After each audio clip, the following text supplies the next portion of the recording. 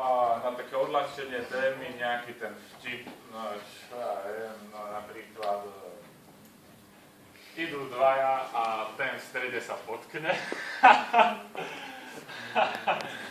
To je úplný no a... Ale no tak, nebavte sa mi tu. Pán učiteľ, No, čo by čo ste robíte dneska potrebovali? večer? Nič. Čo, Potrebujete neskočíme? doučiť? Nie, či neskočíme tak na skleničku do baru. Ale dobre, veľmi rád. Dobre, tak my ideme z dve veci a pôjdeme, dobre? Dobre, asi tiež skočím. OK. Dobre.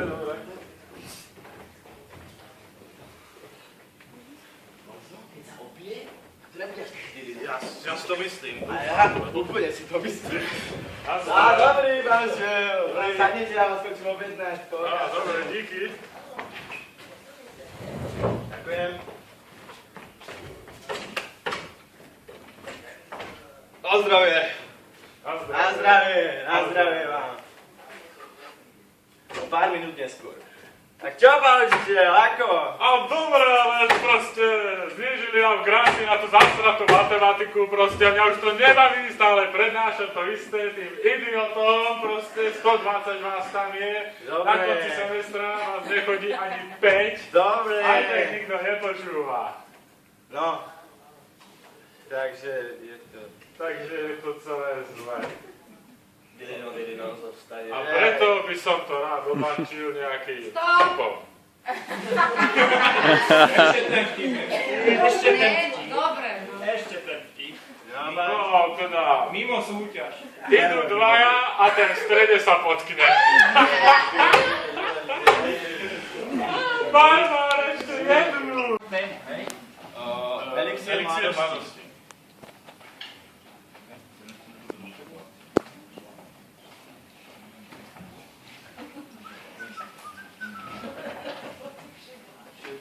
Všetko mám porobené, jak sa má, paráda.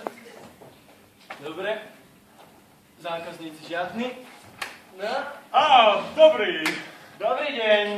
Viete, no jasné, mal som taký sen a... Prosím vás, tu mám pult. Prepáčte.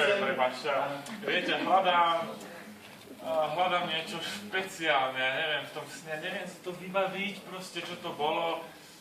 Čo by ste mi také A odporúčili? vy ste mali sen a prišli ste si niečo kúpiť? Áno, niečo špeciálne.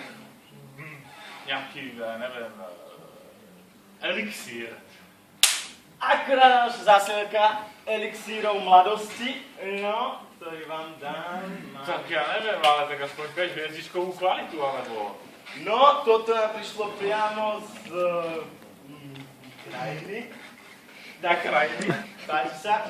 To máte ako zdarma vyskúšať a potom môžete prísť a budete platiť. A to takto dokonca? Dobre, výborne. A sú nejaké odporúčania? Treba Nie, to užiť všetko je v doma, poriadku. alebo ráno, alebo... Nie, nič sme k tomu nedostali, nechoďte mi sa tu. Prepáčte. Dobre, ďakujem. Tak ja sa zastavím. Hej, začúvajte sa.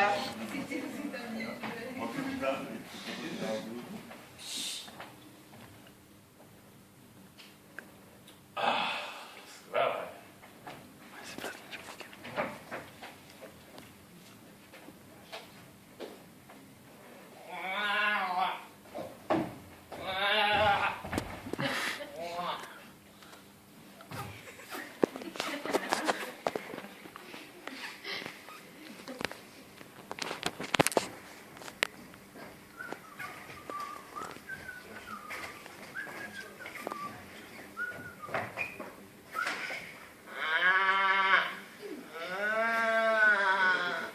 Jej! Ty som chcel mať dieťatko, poď moličky, to čo tu takto nebol. Poď som. Ja neviem, či nejaké panelách, to prečni pre Boha. A vieš čo, som Melo Ani počul, nejde. Melo kamarát hovoril, že na jednej stanici, počkaj, chodia zaujímavé správy. No, daj to určite dobre. No, áno.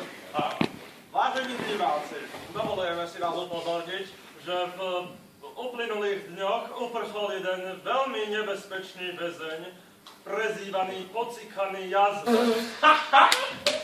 Je je veľmi nebezpečný pre stojokoli, dajte si pozor, hlavne v okolí Malaciek.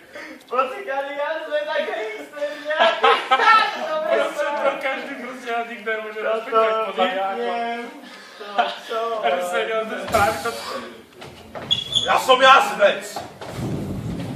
Viete, prečo ma nazývajú pocikaný jazvec? Nie.